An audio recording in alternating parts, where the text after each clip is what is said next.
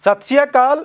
मैं रवि संगराहूर ते हाज़र हाँ program story of the day vision special लैके, जिस दे विच अज गल करांगे केंद्र सरकार वल्लों अतवाद के खिलाफ होंद च लिआंदे UAPA बिल दी।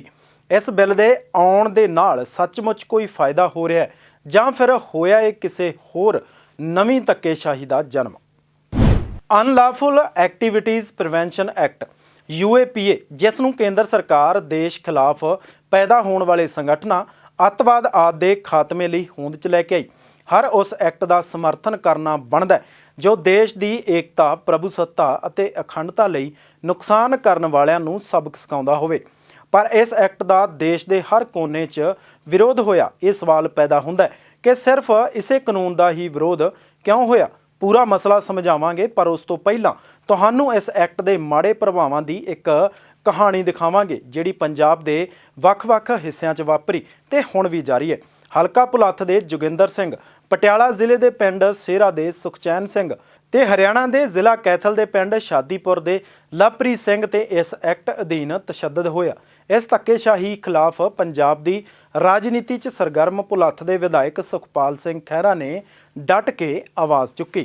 खैरा इन्हां सारे नौजवानों के घर पहुंचे ते घर के हालात दिखाउण दे नाल-नाल ਇਹ भी साबित करने की कोशिश की कि गिरफ्तार किए गए नौजवान किसी भी गैर कानूनी गतिविधि विच कदे भी नहीं आए। ਜਿਹੜੀ ਹੁਣੇ ਤੁਸੀਂ ਸਾਡੀ ਪਹਿਲਾਂ ਲਾਈਵ ਵੀਡੀਓ ਦੇਖੀ ਆ ਸੇਰਾ ਪਿੰਡ ਵਾਲੇ ਚ, ਜਿੱਥੇ ਸੁਖਚੈਨ ਸਿੰਘ ਇੱਕ 26 ਸਾਲ ਦਾ ਦਲਿਤ ਸਿੱਖ ਨੌਜਵਾਨ ਜਿਹਨੂੰ ਯੂਆਪਾ ਯਾਨੀ ਕਿ ਟਾਡਾ ਵਰਗੇ ਵੱਡੇ ਕਾਨੂੰਨ ਵਿੱਚ ਫਸਾਇਆ ਗਿਆ, ਗ੍ਰਿਫਤਾਰ ਕੀਤਾ ਗਿਆ। ਤਦ ਤੁਹਾਡੇ ਸਾਹਮਣੇ ਸਾਰੇ ਆ ਗਏ। ਪਹਿਲਾਂ ਵੀ ਦੱਸਦੇ ਪਰ ਫਿਰ ਬਰੀਫਲੀ ਦੱਸ ਦੇਣਾ ਕਿ 26 ਜੂਨ ਨੂੰ ਇਸੇ ਸਥਾਨ ਤੋਂ ਸਰਪੰਚ ਹਾਕਮ ਸਿੰਘ ਤੇ 3 ਪੰਚਾਂ ਦੀ ਹਾਜ਼ਰੀ ਦੇ ਵਿੱਚ ਸੁਖਚੈਨ ਨੂੰ ਗ੍ਰਿਫਤਾਰ ਕਰਕੇ ਲੈ ਕੇ ਗਈ ਸੀਗੀ ਪੁਲਿਸ, ਲੈ ਕੇ ਗਈ ਮਤਲਬ ਇੱਥੋਂ, ਤੇ ਮੁੜ ਕੇ 28 ਜੂਨ ਨੂੰ ਉਹਦੀ ਗ੍ਰਿਫਤਾਰੀ ਦਿਖਾਤੀ ਪੁਲਿਸ ਨਾਕਾ ਗਾਜੇਵਾਸ ਪਿੰਡ ਸਮਾਣਾ ਭਵਾਨੀਪੁਰ ਰੋਡ ਤੇ ਪੁਲਿਸ ਸਟੇਸ਼ਨ ਸਦਰ ਸਮਾਣਾ ਘੱਟੋ ਘੱਟ 50 ਕਿਲੋਮੀਟਰ ਦੂਰ ਹੋ ਇੱਥੋਂ। ਉੱਥੋਂ ਜਾ ਕੇ ਗ੍ਰਿਫਤਾਰੀ ਦਿਖਾਤੀ ਤੇ ਇੱਕ ਪਿਸਤੌਲ ਦਿਖਾਤਾ ਤੇ ਇੱਕ 7 ਕਾਰਤੂਸ ਦਿਖਾਤੇ ਤੇ 4 ਹੋਰ ਦਹਿਸ਼ਤਗਰਦ ਨਾਲ ਨਾਮਜ਼ਦ ਕਰਕੇ ਤੇ ਕਹਿਤਾ ਕਿ ਪੰਜਾਬ ਦਾ ਮਾਹੌਲ ਖਰਾਬ ਕਰਨ ਲਈ, ਪੰਜਾਬ 'ਚ ਕਤਲੋਗਾਰਤ ਕਰਨ ਵਾਸਤੇ ਔਰ ਖਾਲਿਸਤਾਨ ਲਿਬਰੇਸ਼ਨ ਫੋਰਸ ਦੇ ਮੈਂਬਰ ਬਣਾ ਕੇ ਕੋਈ ਬੰਦਾ ਨਵੇਂ ਸ਼ਹਿਰ ਦਾ ਇੱਕ ਜੋੜਤਾ, ਇੱਕ ਗੁਰਦਾਸਪੁਰ ਦਾ ਜੋੜਤਾ, ਇੱਕ ਮਾਨਸੇ ਦਾ ਜੋੜਤਾ, ਇੱਕ ਕੈਥਲ ਹਰਿਆਣੇ ਦਾ ਜੋੜਤਾ। ਔਰ ਜਦੋਂ ਇਹ ਗੱਲਾਂ ਸਾਰੀਆਂ ਉੱਠੀਆਂ ਉਹ ਤੋਂ ਫਿਰ ਅਸੀਂ ਡਾਕਟਰ ਗਾਂਧੀ ਮੇਰੇ ਨਾਲ ਨੇ ਅੱਜ, ਡਾਕਟਰ ਧਰਮਵੀਰ ਗਾਂਧੀ ਜੀ ਨੇ ਔਰ ਸਾਡੇ ਦੋ ਸਤਿਕਾਰਯੋਗ MLAs ਆਏ ਇੱਥੇ, जगदेव सिंह कमालू MLA मौड़ और पिरमल सिंह खालसा MLA भदौड़, पतवंते सज्जना ने, सारा मीडिया आया। सारे तुसी पिंड दे देख सकते हो, खड़े ते करी दिखा दे बेटे, सारे घुमा दे आ इस गरीब मुहल्ले दे विच असीं सारे पिंड दे पतवंते, सारी पिंड दी पंचायत राइट साइड भी दिखा दे इधर आ सारे, और कल्ले कल्ले बच्चे ने इस गल दी गवाही दित्ती है कि सुखचैन बेगुनाह, बिल्कुल बेगुनाह। और ओहदी भाबी जिहड़ी है पहला मैं इन्हां नाल तुहाडी विचार करूं, फिर मैं तुहानूं सिर्फ घर दिखाउणा कि की तुहानूं लगदा वा कि सुखचैन वर्गा आदमी अतवादी हो सकदा सिर्फ घरां दे हालात तो, और तुहानूं अपने आप पता लग जाएगा कि विचारिਆਂ ਨਾਲ किन्ना मैं समझदा बेइंसाफी होई है। भैन जी दसो तुहाडा की लगदा सीगा? ਦਿਓਰ ਲੱਗਦਾ ਜੀ। ਪੁਲਿਸ ਨੂੰ ਹਾਂਜੀ ਇੱਥੇ ਲੈ ਕੇ ਗਈ ਹੈ ਜੀ। ਪੰਚਾਇਤ ਦੀ ਹਾਜ਼ਰੀ? ਹਾਂ ਪੰਚਾਇਤ ਦੀ ਹਾਜ਼ਰੀ ਜੀ। ਉਹਦੇ ਤੇ ਪਹਿਲਾਂ ਕੋਈ ਇਲਜ਼ਾਮ ਕਿਸੇ ਤਰ੍ਹਾਂ ਕੋਈ ਦਾ ਨਹੀਂ ਜੀ, ਕੋਈ ਦੱਸ ਰਹੇ ਸੀਗੇ ਕਿ ਤੁਸੀਂ ਸਾਰੇ ਇਕੱਠੇ ਰਹਿੰਦੇ ਹੋ? ਹਾਂ ਜੀ ਇਕੱਠੇ ਰਹਿੰਦੇ। ਬਾਰੇ ਦੱਸੋ ਜਰਾ। ਹਾਂ ਜੀ ਇਕੱਠੇ ਰਹਿੰਦੇ ਆ ਜੀ ਅਸੀਂ ਵੀ। ਚਾਰ? ਹਾਂ ਜੀ, ਹਾਂ ਜੀ ਅਸੀਂ ਬਹੁਤ ਗਰੀਬੀ ਕੱਟੀ ਹੈ ਜੀ। ਮੇਰੀ ਸੱਸ ਨੂੰ ਹੋ ਗਏ ਜੀ 40-35 ਸਾਲ ਹੋ ਗਏ ਜੀ। ਉਹ ਘਰ ਦੀ ਗਰੀਬੀ ਵੀ। ਹਾਂ ਜੀ, ਹਾਂ ਮੇਰੀ ਸੱਸ ਨੂੰ ਜੀ 5 ਸਾਲ ਹੋ ਗਏ ਜੀ ਸੱਪ ਤੋਂ ਗੁਜਰਾਂ ਨੂੰ। ਸੱਪ ਨੇ ਡੰਗ ਮਾਰਿਆ ਸੀ, ਗੁਜ਼ਰ ਗਈ ਸੀ 1 ਘੰਟੇ ਦੇ ਵਿੱਚ। ਰਾਤ ਲੱਗਦਾ ਸੁਖਚੈਨ ਕੋਈ ਇਦਾਂ ਦੀ ਕਦੀ ਅੱਜ ਤੱਕ? ਨਾ ਜੀ ਕੋਈ ਵੀ ਨਹੀਂ ਜਾਇ ਸਾਨੂੰ ਨੇ ਅੱਜ ਤੱਕ ਗਾਲ ਵੀ ਨਹੀਂ ਕੱਢੀ ਜੀ, ਹੋਰ ਕੋਈ ਸਿਰ ਚੜ ਕੇ ਕੋਈ ਚੀਜ਼ ਵੀ। ਬਸ ਸ਼ਾਰਟਲੀ ਮੈਂ ਤੁਹਾਨੂੰ ਦਿਖਾਉਣਾ ਘਰ ਦੇ ਹਾਲਾਤ ਦੇਖੋ। ਡਾਕਟਰ ਸਾਹਿਬ ਤੁਸੀਂ ਆਓ ਅੰਦਰ ਜ਼ਰਾ ਨਾਲ, ਇੱਕ ਮਿੰਟ ਤੁਸੀਂ ਭੈਣ ਜੀ ਆਓ ਜਰਾ। ਆ ਜਾਓ ਤੁਸੀਂ ਭਰਾ ਉਹਦਾ ਇੱਕ ਆਓ ਬੇਟਾ, ਘਰ ਦਾ ਹਾਲਾਤ ਦਿਖਾ ਇੱਥੋਂ ਚੰਗੀ ਤਰ੍ਹਾਂ। ਤੂੰ ਦਿਖਾ ਨਾ ਮੈਨੂੰ, ਘੱਟ ਦਿਖਾ ਇਹਨਾਂ ਦੇ ਘਰ ਦੇ ਹਾਲਾਤ। ਅੰਦਰ ਆ ਜਾ ਨਾ, ਅੰਦਰ ਆਏਗਾ ਤੇ ਘਰ ਦੇ ਹਾਲਾਤ ਆ ਘਰ ਦੇਖ ਲਓ ਪਹਿਲਾਂ ਤਾਂ। ਲੱਗਦਾ ਤੁਹਾਨੂੰ ਕਿ ਦੇਸ਼ ਹਿੰਦੁਸਤਾਨ ਦੀ ਏਕਤਾ ਤੇ ਅਖੰਡਤਾ ਨੂੰ ਤੋੜਨ ਵਾਲਾ ਲੱਗਦਾ? ਸੱਜੇ ਪਾਸੇ ਪਸ਼ੂ ਨੇ ਜੀ। ਆ ਅੰਦਰ ਹੀ ਇੱਕ ਛੋਟੇ ਜਿਹੇ ਘਰ, ਕਿੰਨਾ ਥਾਂ ਹੋਊਗਾ ਜੀ? ਮਰਲਾ ਹੋਊਗਾ? 3 ਮਰਲਿਆਂ ਵਿੱਚ 4 ਭਰਾ ਰਹਿੰਦੇ ਨੇ। ਅੱਜ ਤੇ ਦਿਖਾਈ ਬੇਟੇ ਇੱਕ ਮਿੰਟ, ਆ ਬਾਥਰੂਮ ਦੇਖ ਲਓ। ਆ ਲੱਗਦਾ ਤੁਹਾਨੂੰ ਕਿ ਇਹ ਦੇਸ਼ ਦੀ ਏਕਤਾ ਤੇ ਅਖੰਡਤਾ ਨੂੰ ਖਤਰਾ ਨੇ ਜਾਂ ਇਹ ਕੋਈ ਬਹੁਤ ਡੇਂਜਰਸ ਟੈਰਰਿਸਟ ਨੇ? ਅੱਗੇ ਦੇਖ ਲਓ ਘਰ ਦੇ ਹਾਲਾਤ। ਅੱਗੇ ਚੱਲੀ ਚਲੋ, ਅੱਗੇ ਚੱਲੀ ਚਲੋ। ਆ ਘਰ ਦੇਖ ਲਓ ਤੁਸੀਂ। ਸੁਖਚੈਨ ਸਿੰਘ ਦਲਿਤ ਸਿੱਖ ਨੌਜਵਾਨ ਜਿਹਨੂੰ ਚੱਕ ਕੇ ਤੇ ਯੂਆਪਾ ਵਰਗੇ ਖਤਰਨਾਕ ਕਾਨੂੰਨ ਦੇ ਚਾਹ ਹਨੇਰਾ ਬਿਲਕੁਲ ਅੰਦਰ ਰਸੋਈ ਦੇ ਵਿੱਚ ਆ ਲਗਾਇਆ ਜੀ। ਆ ਲੋ ਕੱਚੇ ਨੇ ਸਭ ਕੁਝ, ਫਰਸ਼ ਉੱਪਰ ਬਾਲੇ ਨੇ। ਛੱਤ ਦਿਖਾਈ ਬੇਟੇ, ਆ ਬਾਲਿਆਂ ਵਾਲੀ ਛੱਤ ਹੈ ਉੱਤੇ। ਇਧਰ ਲਾਸਟ ਕਮਰੇ ਦਿਖਾ ਦੇ ਦੋ, ਆ ਦੇਖ ਲਓ ਇਹਨੂੰ।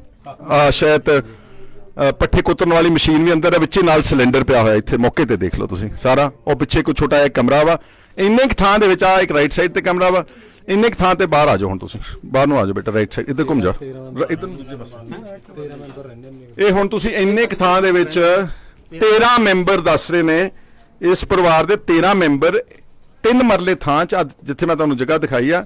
ਸੁਖਚੈਨ ਸਿੰਘ ਸਭ ਤੋਂ ਛੋਟਾ ਵਾ ਤੇ ਮੇਰੇ ਖਿਆਲ ਕਿ ਪਹਿਲਾ ਕਮਰਾ ਸੁਖਚੈਨ ਦਾ ਜਿਹਾ ਕਿਹੜਾ ਆ ਇੱਕ ਮਿੰਟ, ਇੱਥੇ ਮੱਝਾਂ ਵਾਲੇ ਕਮਰੇ 'ਚ ਹੀ ਰਹਿੰਦਾ ਦੱਸ ਰਹੇ ਨੇ। ਆ ਦੇਖੋ ਜਰਾ, ਆ ਦੇਖ ਲਓ, ਬਿਕੋਜ਼ ਸ਼ਾਦੀशुदा ਨਹੀਂ ਸੀਗਾ ਤੈਨੂੰ ਇੱਥੇ ਕਿਤੇ ਵਿਚਾਰਾ ਬੈਠਦਾ ਹੋਣਾ। ਆ ਇਹਦੇ ਘਰ ਦੇ ਹਾਲਾਤ ਨੇ। ਇਸ ਲਈ ਮੇਰੀ ਕੈਪਟਨ ਸਾਹਿਬ ਨੂੰ ਬਹੁਤ ਹੱਥ ਜੋੜ ਕੇ ਨਿਮਰਤਾ ਨਾਲ ਬੇਨਤੀ ਆ, ਇਹ ਤੁਹਾਡਾ ਜ਼ਿਲ੍ਹਾ ਵਾ, ਬਹੁਤ ਗਰੀਬ ਪਰਿਵਾਰ ਆ, ਸਾਨੂੰ ਇਹਦਾ ਕ੍ਰੈਡਿਟ ਨਹੀਂ ਚਾਹੀਦਾ, ਸਾਨੂੰ ਇੱਥੇ ਕੋਈ ਲੈਣਾ ਦੇਣਾ ਸਰੋਕਾਰ ਨਹੀਂਗਾ, ਤੁਸੀਂ ਬਸ ਇਨਸਾਫ ਕਰ ਦਿਓ ਔਰ ਸਾਡੇ ਕੋਲੋਂ ਧੰਨਵਾਦ ਲੈ ਲਿਓ। ਅਸੀਂ ਤੁਹਾਡਾ ਸ਼ੁਕਰੀਆ ਅਦਾ ਕਰਨ ਆਵਾਂਗੇ, ਸਾਡਾ ਭਾਵੇਂ ਮੈਂਸ਼ਨ ਵੀ ਨਾ ਕਿਤੇ ਕਰਿਓ, ਪਰ ਇਸ ਗਰੀਬ ਨੌਜਵਾਨ ਨੂੰ ਛੱਡ ਦਿਓ। ਇਹਦੇ ਨਾਲ ਬਹੁਤ ਵੱਡੀ ਬੇਇਨਸਾਫੀ ਹੋਈ ਆ, ਬਹੁਤ ਜਗ੍ਹਾ। ਇਹ ਤਾਂ ਸਾਰੀ ਉਮਰ, ਮੈਂ ਜਿੱਦਾਂ ਪਹਿਲਾਂ ਕਿਹਾ ਕਿ ਆਪਣਾ ਵਕੀਲ ਵੀ ਖੜੇ ਕਰਨ ਯੋਗ ਲੋਕ ਨਹੀਂ। ਇਹਨਾਂ ਦੇ ਘਰ ਦੇ ਹਾਲਾਤ ਸਰਾਸਰ ਜਿਹੜੀ ਗੱਲ ਸਾਰੇ ਦੱਸਦੇ ਨੇ।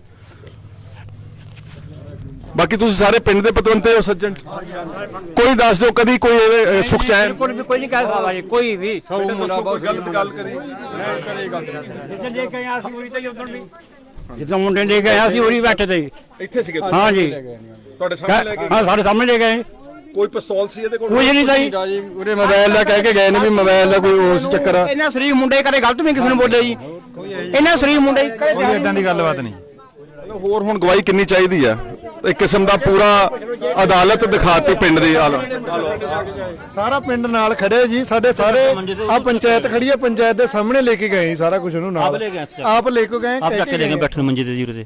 ਕਿੰਨੇ ਹੋਰ ਵਿਅਕਤੀਆਂ ਤੋਂ ਮੈਂ ਤੁਹਾਨੂੰ ਦਵਾਂ। ਬਸ ਮੇਰਾ ਤਾਂ ਸਾਡਾ ਮਕਸਦ ਅੱਜ ਦਾ ਇਹ ਸੀਗਾ ਕਿ ਗਰਾਊਂਡ ਜ਼ੀਰੋ ਤੇ ਪਹੁੰਚ ਕੇ ਸਹੀ ਮਾਇਨਿਆਂ ਵਿੱਚ ਜ਼ਮੀਨ ਦੇ ਉੱਤੇ ਜੋ ਇਸ ਵਕਤ ਸੁਖਚੈਨ ਸਿੰਘ ਵਰਗੇ ਬੇਗੁਨਾਹ ਲੋਕਾਂ ਨੂੰ ਫਸਾਇਆ ਜਾ ਰਿਹਾ, ਉਹਦੇ ਘਰ ਦੇ ਹਾਲਾਤ ਦਿਖਾਤੇ ਔਰ ਸਾਰੇ ਤੱਥ ਤੁਹਾਡੇ ਸਾਹਮਣੇ ਪੇਸ਼ ਕਰਤੇ। ਤੁਹਾਡਾ ਸਾਰਿਆਂ ਦਾ ਬਹੁਤ ਬਹੁਤ ਸ਼ੁਕਰੀਆ। ਇੱਕ ਮਿੰਟ, ਅੰਮ੍ਰਿਤਧਾਰੀ ਸੀ, ਅੰਮ੍ਰਿਤਧਾਰੀ ਹੈ ਜੀ, ਕੋਈ ਨਸ਼ਾ ਨਹੀਂ ਕਰਦਾ, ਕੁਝ ਵੀ ਗੁਰੂ ਕੇਸ ਰੱਖੇ ਹੋਏ ਆ ਜੀ। ਉਹਦੇ ਨਾਲ ਬੇਇਨਸਾਫੀ, ਉਹ ਰੋਣ ਲੱਗ ਗਿਆ ਸੰਗਤ ਤੇ ਗੱਡੀ ਦੇ ਵਿੱਚ।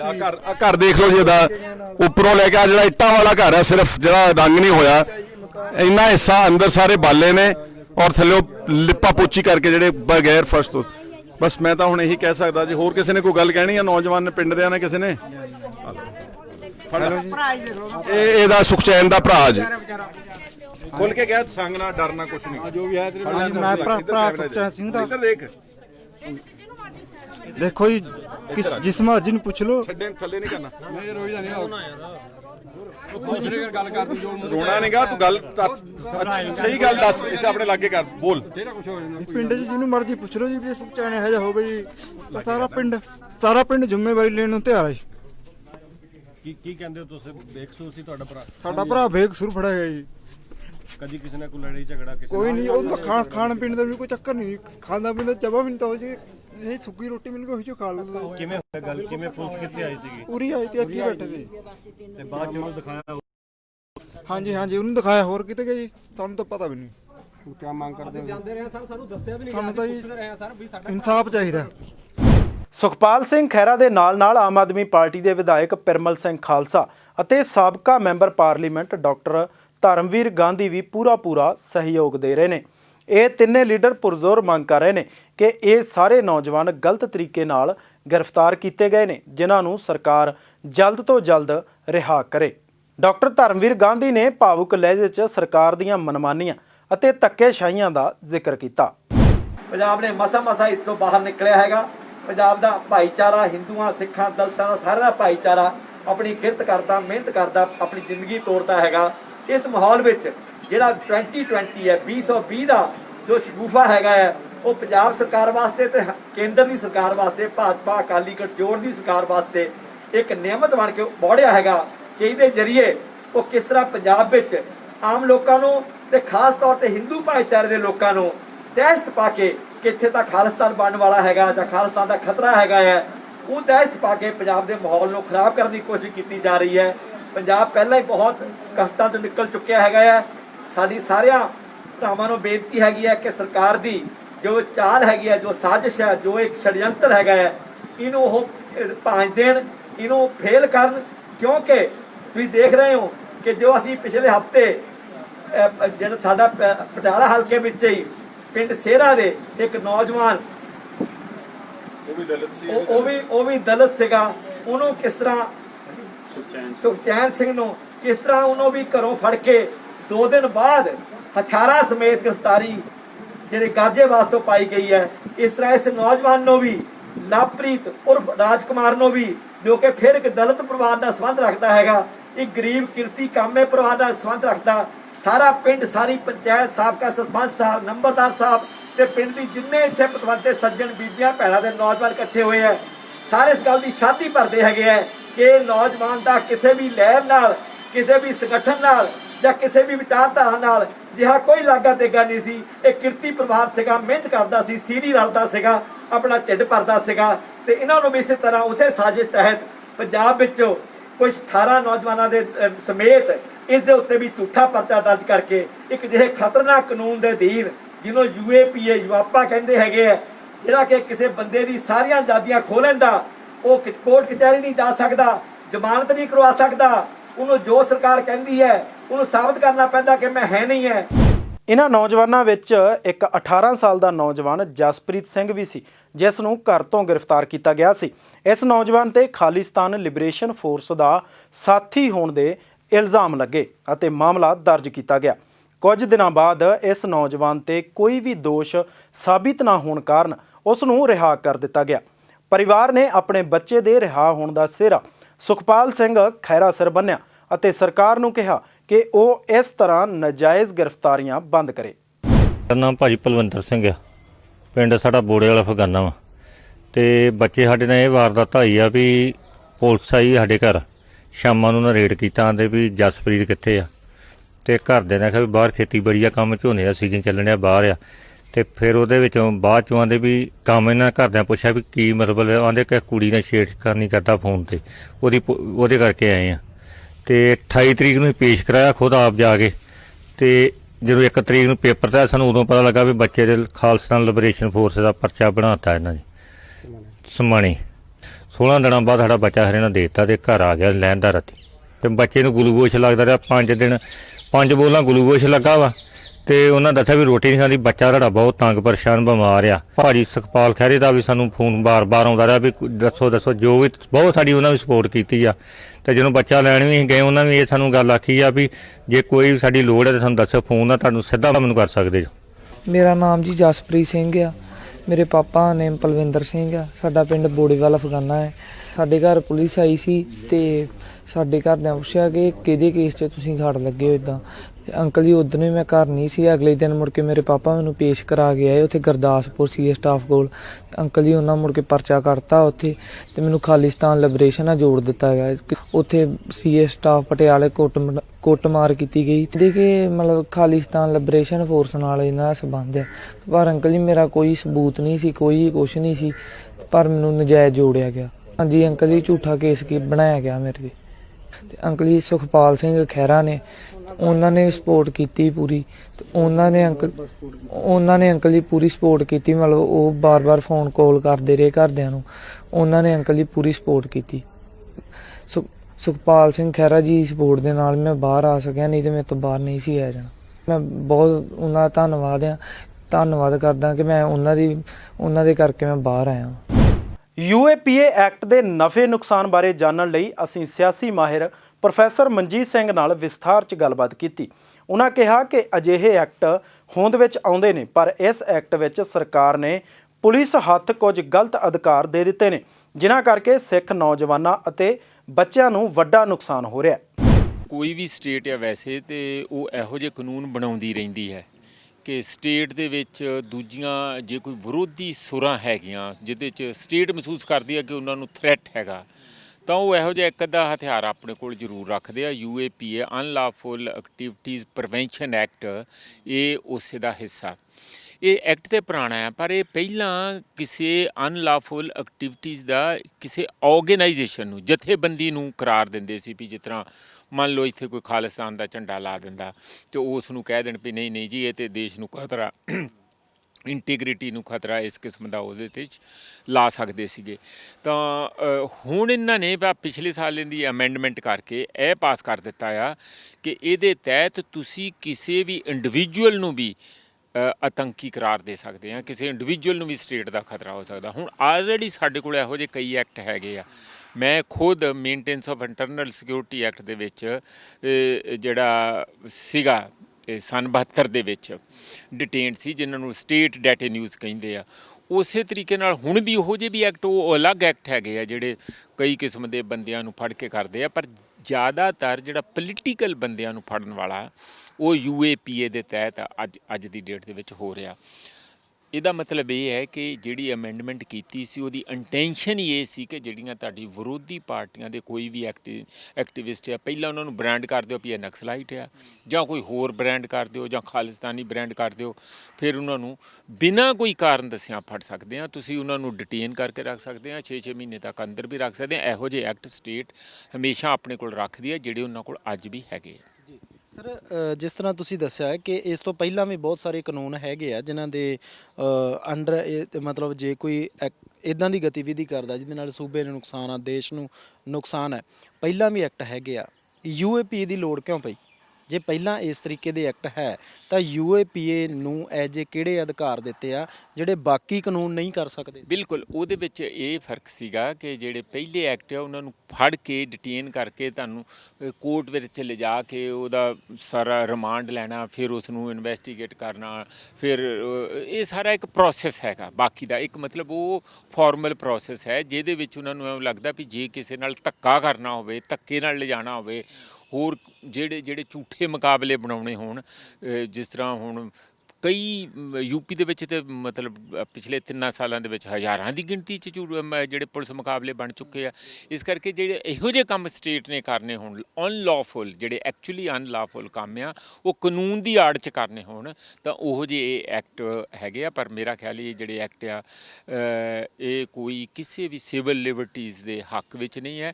ਇਸੇ ਕਰਕੇ ਜਿੱਦਣ ਵੀ ਅਮੈਂਡਮੈਂਟ ਆਈ ਸੀ, ਅਸੀਂ ਸਾਰਿਆਂ ਨੇ, ਹੋਰਨਾਂ ਵੀ ਜਿਹੜੇ ਵੀ ਸਿਵਲ ਰਾਈਟ ਆਰਗੇਨਾਈਜੇਸ਼ਨਸ ਆ, ਉਹਨਾਂ ਨੇ ਇਸ ਦੀ ਬੜੀ ਸਖਤ ਵਿਰੋਧਤਾ ਕੀਤੀ। ਸਾਨੂੰ ਪਤਾ ਸੀ ਉਦਣ ਵੀ ਕਿ ਇਹ ਕਹਿਣ ਨੂੰ ਤੇ ਇਸ ਕਰਕੇ ਲੈ ਕੇ ਆਇਆ ਕਿ ਜਿਹੜੇ ਗਲਤ ਕੰਮ ਕਰ ਰਹੇ ਆ, ਸਟੇਟ ਦੇ ਵਿਰੁੱਧ ਕੋਈ ਗਲਤ ਤਰੀਕੇ ਨਾਲ ਚੱਲ ਰਹੇ ਹੈ, ਉਹਨਾਂ ਨੂੰ, ਗਲਤ ਦਾ ਮਤਲਬ ਕੋਈ ਟੈਰਰਿਸਟ ਹੈਗੇ ਆ ਜਿਹੜੇ ਕਿਸੇ ਜਿਹੜੀਆਂ ਇੰਸਟਾਲੇਸ਼ਨਸ ਇਹੋ ਜਿਹੀਆਂ ਜਿਹੜੀਆਂ ਟੈਕਨੀਕਲ ਆ ਉਹਨਾਂ ਦੇ ਉੱਤੇ ਹਮਲਾ ਕਰਨਾ ਚਾਹੁੰਦੇ, ਮਤਲਬ ਇਸ ਕਿਸਮ ਦਾ।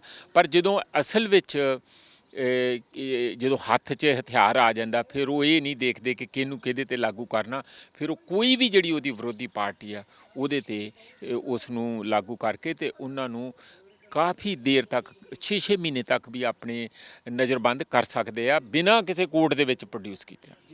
ਸਰ, ਜਿਸ ਤਰੀਕੇ ਨਾਲ ਚਲੋ ਭਾਵੇਂ ਐਕਟ ਕੋਈ ਵੀ ਹੋਵੇ ਜਿਹੜਾ ਦੇਸ਼ ਵਿਰੋਧੀ ਹੈ, ਸੂਬੇ ਦੇ ਵਿਰੋਧ ਦੇ ਵਿੱਚ ਆ, ਸੂਬੇ ਜਾਂ ਦੇਸ਼ ਦੀ ਅਖੰਡਤਾ ਨੂੰ ਤੋੜਦਾ ਹੈ, ਜਿਹੜਾ ਮਤਲਬ ਕਾਨੂੰਨ ਬਣਨੇ ਚਾਹੀਦੇ ਆ, ਜ਼ਰੂਰੀ ਹੁੰਦੇ ਆ। ਪਰ ਤੁਹਾਨੂੰ ਨਹੀਂ ਲੱਗਦਾ ਕਿ ਜਿਸ ਤਰੀਕੇ ਨਾਲ UAPA ਬਣਿਆ, UAPA ਨੂੰ ਤੁਸੀਂ ਦੱਸਿਆ ਕਿ ਉਸ ਦੇ ਵਿੱਚ ਪੁਲਿਸ ਬਿਨਾਂ ਕਿਸੇ ਐਵੀਡੈਂਸ ਤੋਂ, ਬਿਨਾਂ ਕਿਸੇ ਇੰਟੀਮੇਸ਼ਨ ਤੋਂ ਕਿਸੇ ਨੂੰ ਵੀ ਅਰੈਸਟ ਕਰ ਸਕਦੀ ਹੈ ਤੇ ਉਹਦੇ 'ਤੇ ਇਸ ਐਕਟ ਦੇ ਅਧੀਨ ਕਾਰਵਾਈ ਕਰ ਸਕਦੀ ਹੈ।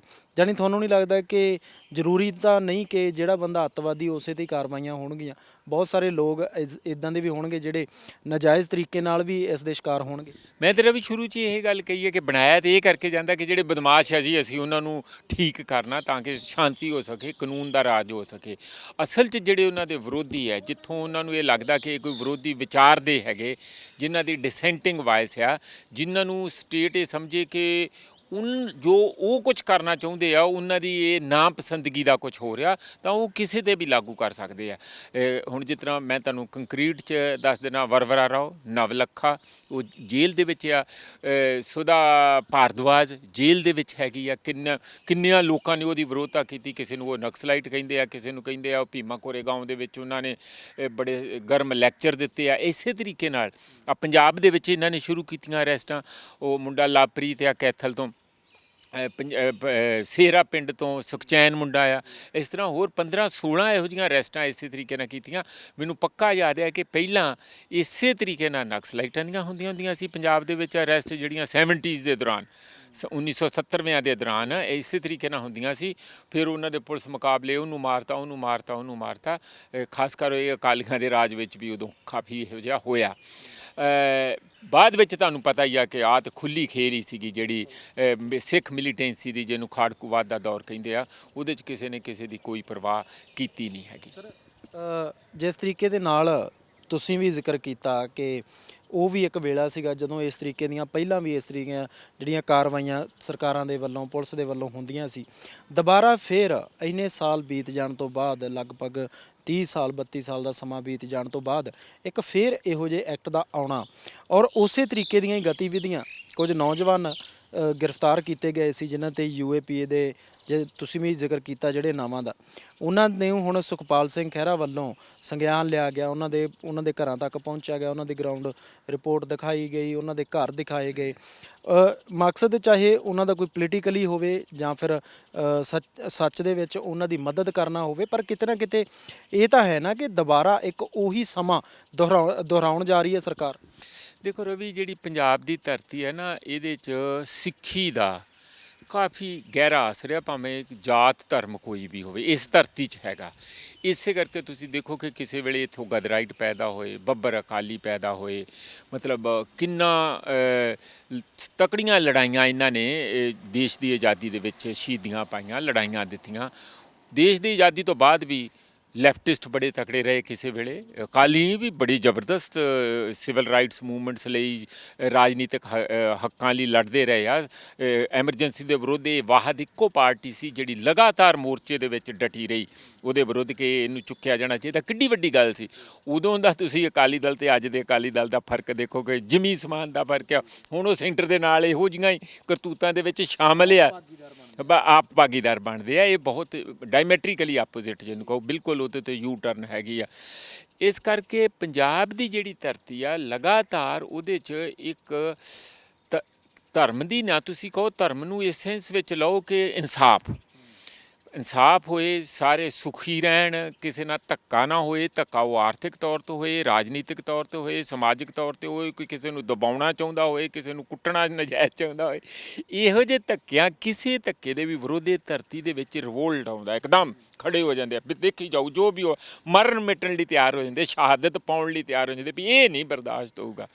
ਇਸ ਗੱਲ ਦਾ ਦਿੱਲੀ ਦੇ ਵਿੱਚ ਰਵੀ ਬੜਾ ਕਲੀਅਰ ਪਤਾ ਕਿ ਇਹ ਜਿਹੜੇ ਲੋਕ ਆ, ਜੇ ਇਹਨਾਂ ਨੂੰ ਲਗਾਤਾਰ ਕੁੱਟ-ਕੁੱਟ ਕੇ ਸੂਤਰ ਨਾ ਕੀਤਾ ਗਿਆ ਤਾਂ ਫਿਰ ਇਹ ਕਿਸੇ ਵੇਲੇ ਵੀ, ਇਹ ਮਹਾਰਾਜਾ ਰਣਜੀਤ ਸਿੰਘ ਨੂੰ ਵੀ ਨਹੀਂ ਭੁੱਲਦੇ, ਇਹ ਬਾਬਾ ਬੰਦਾ ਬਹਾਦਰ ਨੂੰ ਵੀ ਨਹੀਂ ਭੁੱਲਦੇ, ਇਹ ਗੁਰੂ ਗੋਬਿੰਦ ਸਿੰਘ ਜੀ ਨੂੰ ਨਹੀਂ ਭੁੱਲਦੇ, ਅਤੇ ਗੁਰੂ ਨਾਨਕ ਦੇਵ ਜੀ ਵਰਗੀ ਉਸ ਕਿਸਮ ਦੀ ਜਿਹੜੇ ਅਵਸਥਾ, ਉਹਨਾਂ ਦੀ ਸਾਦਗੀ ਅਤੇ ਸਾਦਗੀ ਦੋਵੇਂ ਉਹਨਾਂ ਦੇ ਫਲਸਫੇ 'ਤੇ ਇਹ ਉਸ ਨੂੰ ਵੀ ਨਹੀਂ ਭੁੱਲਦੇ, ਉਹਨੂੰ ਵੀ ਪ੍ਰਣਾਏ ਹੋਏ ਆ। ਇਹ ਮਤਲਬ ਇਹ ਬਿਲਕੁਲ ਬਹੁਤ ਕੁਝ ਨਿਸ਼ਾਵਰ ਵੀ ਕਰ ਸਕਦੇ ਆ, ਬਿਲਕੁਲ ਤਿਆਗੀ ਵੀ ਹੋ ਸਕਦੇ ਆ, ਸੰਨਿਆਸੀ ਵਾਂਗੂ ਵੀ ਰਹਿ ਸਕਦੇ ਆ, ਭੁੱਖੇ ਵੀ ਰਹਿ ਸਕਦੇ ਆ, ਪਰ ਨਾਲ ਹੀ ਜੇ ਕੁੱਟਣਾ, ਮਾਰਨਾ, ਲੜਨਾ, ਫੌਜਾਂ ਵਾਂਗੂ ਲੜਨਾ ਹੋਵੇ ਤਾਂ ਉਹ ਵੀ ਲੜ ਸਕਦੇ। ਮਤਲਬ ਇਹਨਾਂ ਨੂੰ ਮੀਰੀ ਪੀਰੀ ਦੀ ਇਸ ਕਿਸਮ ਦੀ ਪਾਣ ਚੜੀ ਰਹਿੰਦੀ ਆ।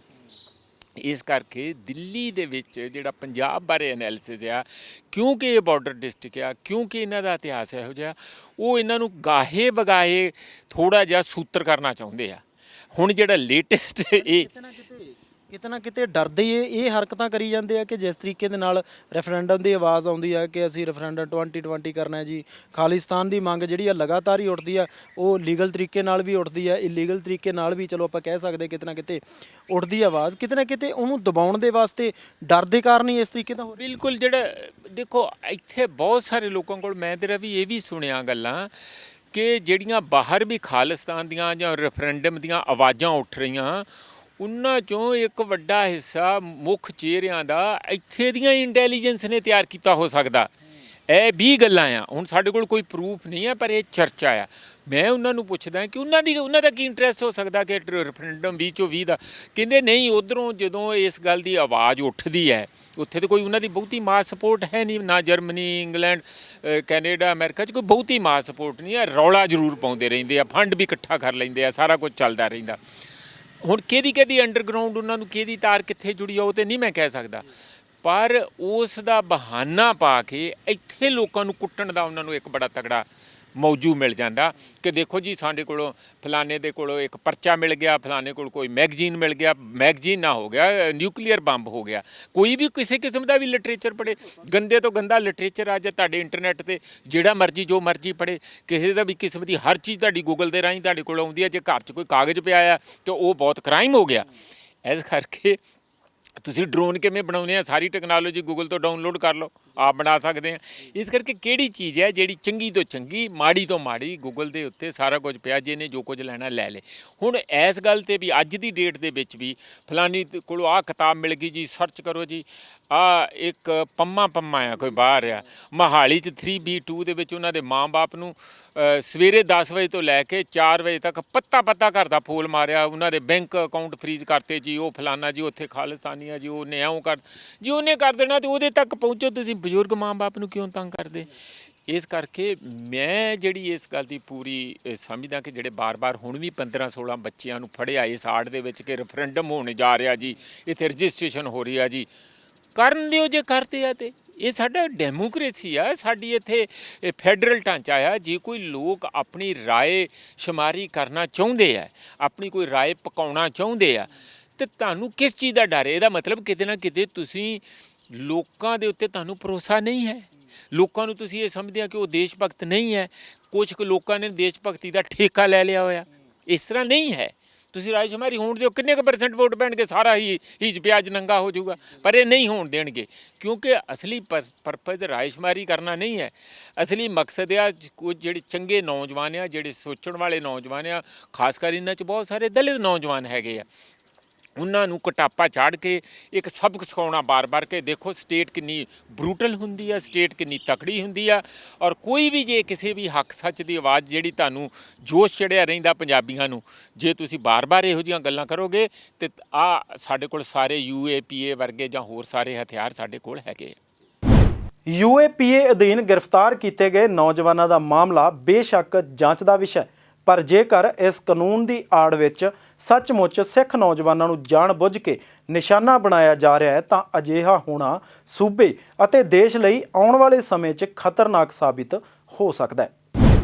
ਇਹ ਸੀ ਸਾਡਾ ਅੱਜ ਦਾ ਖਾਸ ਵਿਸ਼ਾ। ਅਜਿਹੇ ਬਹੁਤ ਸਾਰੇ ਖਾਸ ਵਿਸ਼ੇ ਤੇ ਮੁੱਦੇ ਲੈ ਕੇ ਹਮੇਸ਼ਾ ਤੁਹਾਡੇ ਸਾਹਮਣੇ ਹਾਜ਼ਰ ਹੁੰਦੇ ਰਹਾਂਗੇ।